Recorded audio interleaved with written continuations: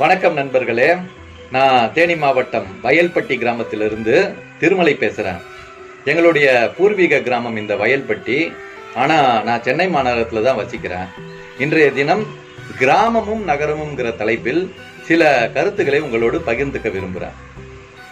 ஒரு மனிதன் நோய் நொடி இல்லாமல் ஆரோக்கியமாக உயிர் வாழ 4 விஷயங்கள் இன்றியமையாதது. அதில் முதலில் தூய்மையான காற்று, 2வது நல்ல குடிநீர், 3வது ஆரோக்கியமான உணவு முறை, 4வது பரபரப்பில்லாத அமைதியான வாழ்க்கை. இந்த 4ம் கிராம வாழ்க்கையில் நிறைவாக கிடைக்குது. நம்ம நகர வாழ்க்கையில் என்னதான் பொருளாதார நிறைவோடு வாழ்ந்தாலும் இங்கு நம்ம ஒரு பரபரப்பான வாழ்க்கை முறையை தான் அமைச்சிட்டு இருக்கோம். இங்கு தொழிற்சாலை கழிவுகள், அங்கிருந்து வெளியேறக்கூடிய நச்சு புகைகள், வாகனத்திலிருந்து வெளியேறக்கூடிய நச்சு புகைகள், இதை தான் நம்ம சுவாசிக்கிறோம். 2வதாக குடிநீர்னு பார்த்தாக்கா நம்ம ரசாயனம் கலந்த கேன் தண்ணியை தான் இன்னைக்கு வாங்கி குடிக்கிறோம்.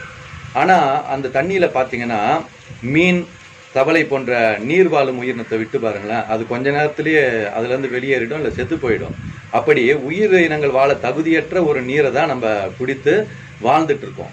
3வதாக உணவு முறைன்னு பார்த்தீங்கன்னா இங்கே ஃபாஸ்ட் ஃபுட்டு, ஜங்கு ஃபுட்டு, அப்புறம் ஸ்வர்மா, என்னென்னோ சொல்கிறாங்க. இந்த மாதிரி உணவுகளையும் ரசாயனம் கலந்த காய்கறி முறையும் தான் வாங்கி நம்ம சாப்பிட்டுக்கிட்டு உயிர் வாழ்ந்துட்டு இருக்கோம்.